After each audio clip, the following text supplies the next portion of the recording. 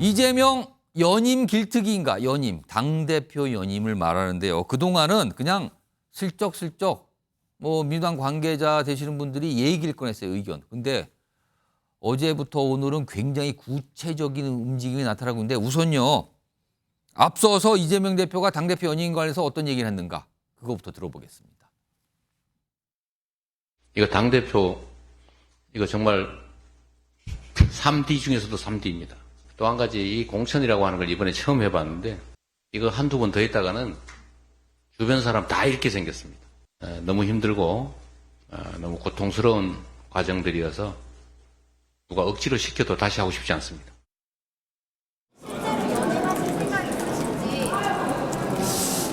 아직 임기가 약 4달 가까이 남았기 때문에 아직은 그걸 깊이 생각할 단계는 아닌 것 같습니다.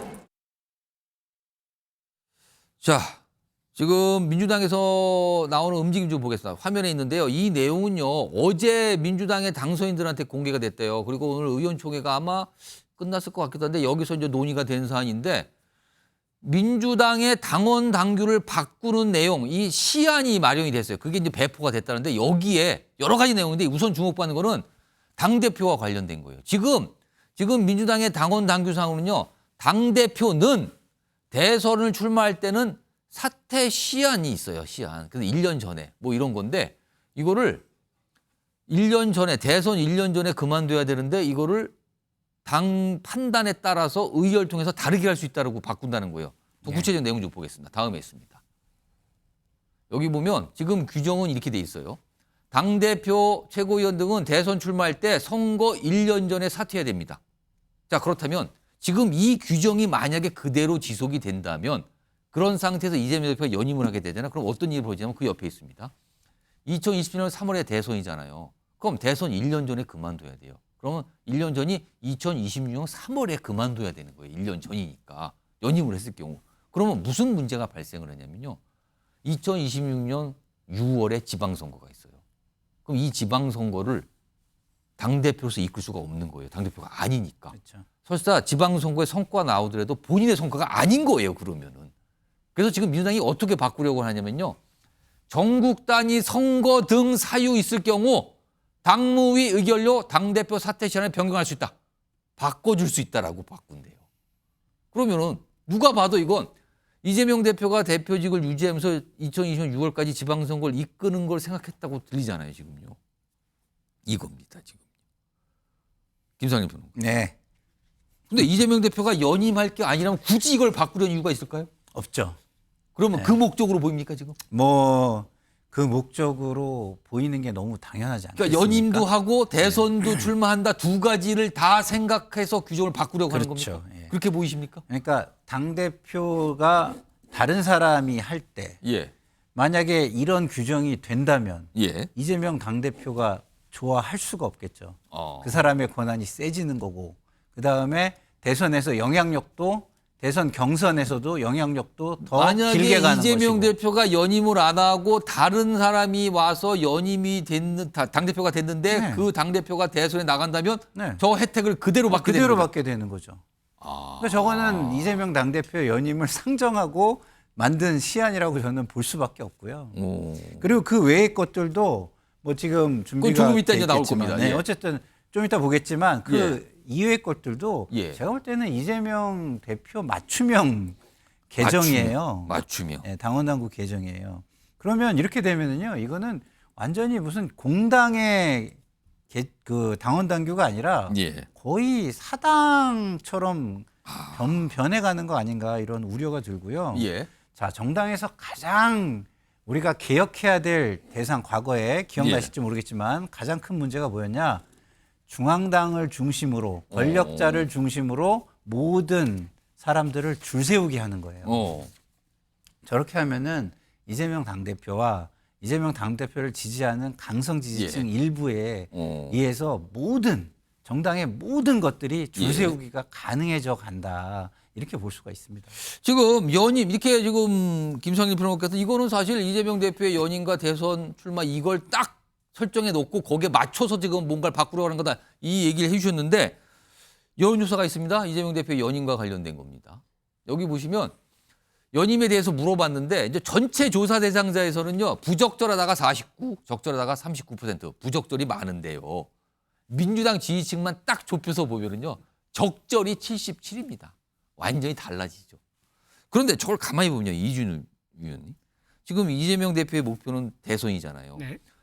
근데 대선은 민주당 지지층만 상대로 하는 게 아니잖아요. 그렇죠. 전체를 봐야 되는 거 네. 아닙니까? 근데 이런 모습이 이게 어떻게 되는 겁니까? 그러면?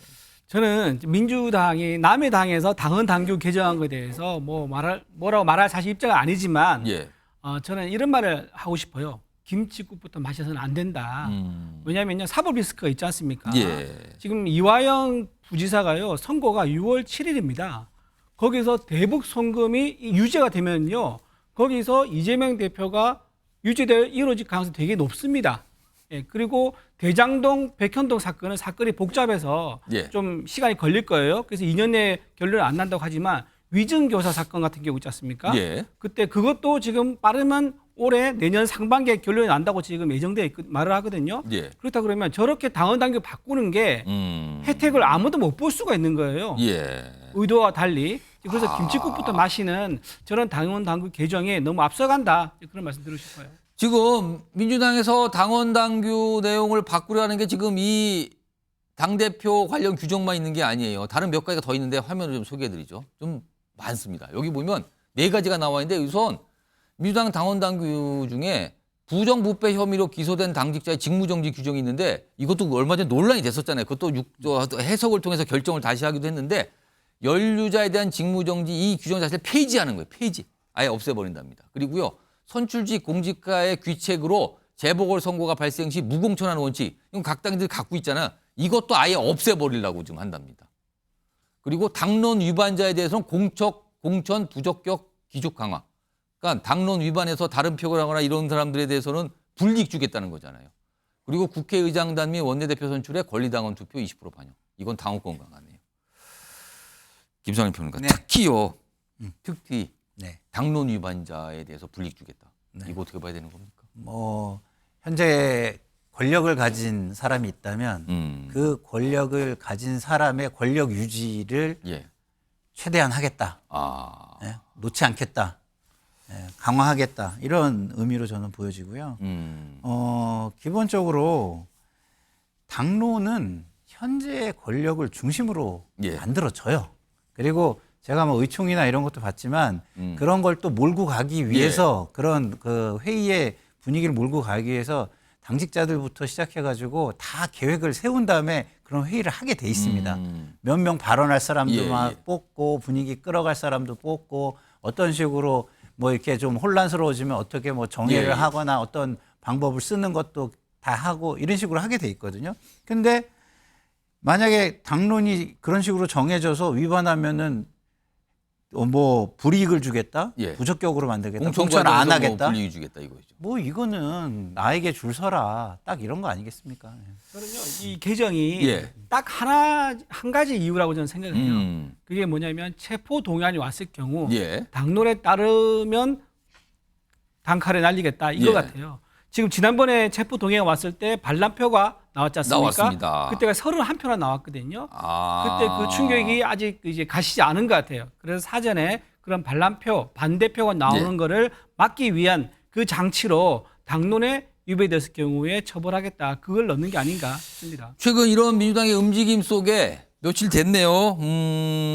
최혜병 특검법 당시 이제 표결이 있었잖아요. 재표결. 근데 당시에 불참하신 분 2명이 있었는데 그중에 한 분이 무소속이었던 이수진 전 의원. 이젠 전 의원이 됐네요. 전 의원인데 불참한 걸 놓고 이런저런 지금 민주당 내에서 반응들이 있는데 우선 이수진 전 의원 뭐 지난 2월 얘기인데요. 그때 당시 목소리가 있습니다. 들어보겠습니다.